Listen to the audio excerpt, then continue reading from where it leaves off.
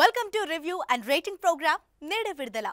Release అయిన సినిమాల review ఇస్తూ రేటింగ్ ని అనలైజ్ చేసే నేడే విడుదల ఇవాళ కూడా రీసెంట్ సినిమాల రిలీజ్ తో మీ ముందుకు వచ్చింది. మరి లేట్ చేయకుండా సినిమా టాక్ ఏంటో తెలుసుకుందాం.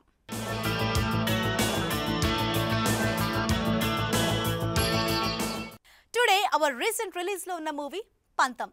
వరుస ఫ్లాప్లతో ఉక్కిరిబిక్కిరి అవుతున్న గోపీచంద్ ఎన్నో ఆశలతో రిలీజ్ కి రెడీగా ఉన్న మూవీ పంతం. మరి ఈ మూవీ అయినా గోపీచంద్ కి ఊరటనిస్తుందో లేదో చూడాలి. గోపీచంద్ ఎప్పటికప్పుడు మారుతూనే ఉన్నాడు. లుక్స్ పరంగా, యాక్టింగ్ పరంగా తనని తాను కొత్తగా చూపించుకోవటానికి తాపత్రయపడుతూనే ఉన్నాడు. అలా అనుకునే ఇంతకు ముందు సినిమాలు రిలీజ్ చేశాడు. కానీ అవి అనుకున్న ఫలితాలు ఇవ్వకుండా నిరాశపరిచాయి. గోపీచంద్ లుక్ మార్చుకొని కొత్తగా మారిపోయాడు. అలానే ఆక్సిజన్, గౌతమ్ నందా, సౌఖ్యం మూవీస్ తో ఇంప్రెస్ చేయడానికి ప్రయత్నించాడు. కానీ అవేవి ప్రభావం చూపించలేకపోయాయి. వచ్చిన 3 సినిమాలు బాక్సాఫీస్ దగ్గర బోల్తా కొట్టాయి.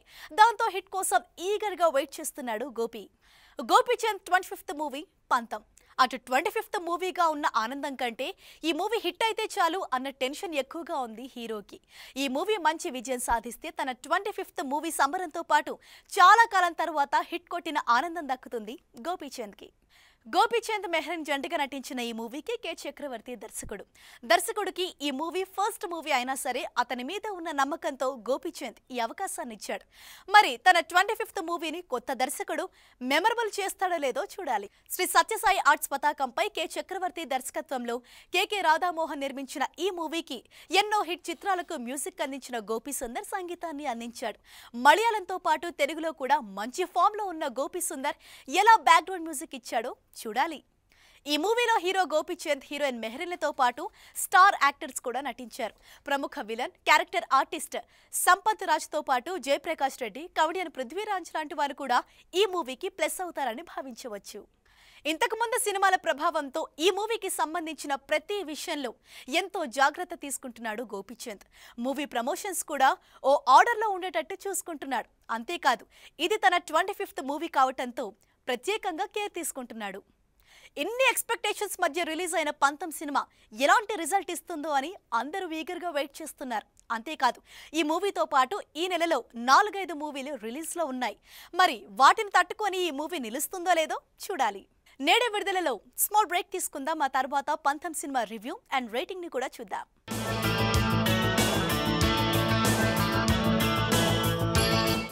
మరి ఈ పంతం సినిమా తెలుగు ఆడియన్స్ ని ఏమాత్రం ఎంటర్టైన్ చేసిందో, ఎంతవరకు రీచ్ అయిందో సినిమా చూసొచ్చిన వాళ్ళ మాటల్లోనే విందాం. 100 days పక్కా సూపర్ హిట్. అలేదన్నా సూపర్ అన్న, సూపర్ ఎక్సలెంట్, సూపర్ ఉందన్న సినిమా. బాగుంది సినిమా, బాగుంది, చాలా బాగుంది. సెకండ్ హాఫ్ బాగుంది, సెకండ్ హాఫ్ చాలా బాగుంది. సూపర్ అన్న, యాక్షన్ పార్ట్స్ బాగున్నాయి. రొటీన్ వేస్ట్ అసలు ఉంది సినిమా, యావరేజ్. ఇవి పంతం సినిమా చూసిన ప్రేక్షకుల ఫీలింగ్స్. ఈ పంతం సినిమాపై 10 టీవీ సినీ డెస్క్ తమ రివ్యూ ఇవ్వడానికి రెడీగా ఉన్నారు. ఆ రివ్యూ ఇప్పుడు చూద్దాం. కథ విషయానికొస్తే విక్రాంత్ పెద్ద రాజకీయ నాయకులు, మినిస్టర్ల దగ్గర వందలాది కోట్లు దొంగతనం చేస్తాడు. ఆ డబ్బుని దుర్గాదేవి ట్రస్ట్ ద్వారా అవసరం ఉన్న వాళ్లకి పంచేస్తుంటాడు. అలా హోమ్ మినిస్టర్ జయేంద్ర దగ్గర 1000 కోట్లు కొట్టేస్తూ ఒక టైంలో అతనికి దొరికిపోతాడు. కట్ చేస్తే విక్రాంత్ 1000 కోట్ల వ్యాపార సామ్రాజ్యానికి వారసుడైన విక్రాంత్ సురానా అని తెలుస్తుంది. అంత అపర కోటీశ్వరుడు దొంగగా ఎందుకు మారాడు? రాజకీయ నాయకులను ఎందుకు టార్గెట్ చేశాడు? ఇంతకీ విక్రాంత్ పంతం దేనికోసం? సినిమా చూసి తెలుసుకోవాల్సిందే. నటీనటుల విషయానికి వస్తే తన 25వ సినిమాగా పంతం సబ్జెక్ట్ ని ఓకే చేసిన గోపీచంద్ ఎప్పటిలానే తన బ్లడ్ అండ్ హార్ట్ పెట్టి వర్క్ చేశాడు. కొత్త డైరెక్టర్ చెప్పిన కథను పక్కాగా నమ్మి ఫుల్ కాన్ఫిడెన్స్ తో సినిమా చేశాడు. దొంగగా, మల్టీ మిలియనీర్ గా 2 షేడ్స్ ఉన్న క్యారెక్టర్స్ ను మేక్ ఓవర్ తో మేనేజ్ చేశాడు. గోపీచంద్ స్టైలింగ్ బాగుంది. ఈ సినిమాలో గోపీచంద్ కామెడీ టైమింగ్ కాస్త మెరుగుపడింది. ఇక action episodes, powerful court scenes లో తనదైన శైలిలో నటించాడు. హీరోయిన్ మెహ్రీన్ పెద్దగా ప్రాధాన్యత లేని పాత్రలో కాస్త గ్లామర్ ను పంచింది. నటనకు ఏమాత్రం ఆస్కారం లేకపోయినా సినిమాకు గ్లామర్ ను అద్దే ప్రయత్నం చేసింది. సినిమాలో మెయిన్ విలన్ అయిన సంపత్ ఎప్పటిలానే లౌడ్ షాట్స్ తో రొటీన్ విలనిజం పండించాడు. పృథ్వీ, శ్రీనివాసరెడ్డి, ప్రభాస్, శ్రీనుల కామెడీ సీన్స్ కి కాస్త హెల్ప్ అయ్యింది. తనికెళ్ల భరణి, ముఖేష్ రిషి, ఆశిష్ విద్యార్థి లాంటి సీనియర్ నటుల ప్రెజెన్స్ సినిమా రేంజ్ పెంచడానికి మాత్రమే ఉపయోగపడింది. ఇక మిగతా నటీనటులంతా జస్ట్ స్క్రీన్ అపియరెన్స్ వరకు పనికొచ్చారు.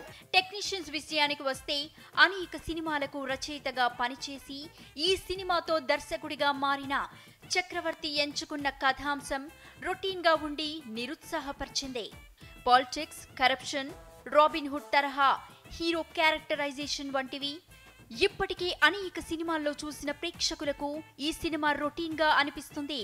ఇక స్క్రిప్ట్ స్టేజ్ లో ఎగ్జైట్ చేసిన ట్విస్ట్లు సినిమాలో సరిగా పండకపోవడంతో చక్రవర్తి రాసుకున్న స్క్రీన్ ప్లే ఫ్లాట్ గా సాగిపోయింది.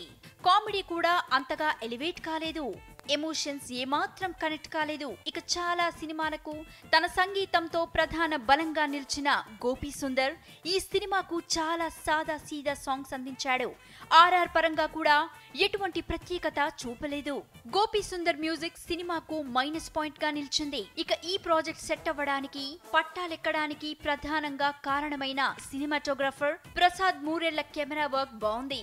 సినిమాకు రిచ్ లుక్ తేవడానికి అతని సినిమా వర్క్ దోహదపడింది. Stunt masters Gopichand body language కు తగ్గట్టు మాస్ ని నచ్చేట్లుగా పవర్ఫుల్ ఫైట్ ని కంపోజ్ చేశారు. ఎడిటింగ్ ఓకే అనిపిస్తుంది. నిర్మాణ విలువలు చాలా బాగున్నాయి. ఓవరాల్ గా చెప్పాలంటే గోపీచంద్ 25వ సినిమా అనే ట్యాగ్ లైన్ తో ఆసక్తి రేపుతూ థియేటర్స్ లోకి వచ్చిన ఈ మైల్ స్టోన్ మూవీలో కథా కథనాలు సాదా సీదాగా సాగాయి. అలాంటి ఫ్లాట్ స్క్రీన్ ప్లే, కాస్తంత కామెడీ బాక్స్ ఆఫీస్ వద్ద ఈ సినిమాను ఎంత మేరకు గట్టెక్కిస్తుందో చూడాలి. ప్రేక్షకుల స్పందనతో పాటు 10 టీవీ సినీ డెస్క్ రివ్యూ కూడా తీసుకున్న తర్వాత పంతం సినిమాకి 10 టీవీ ఇచ్చే రేటింగ్ ఇది.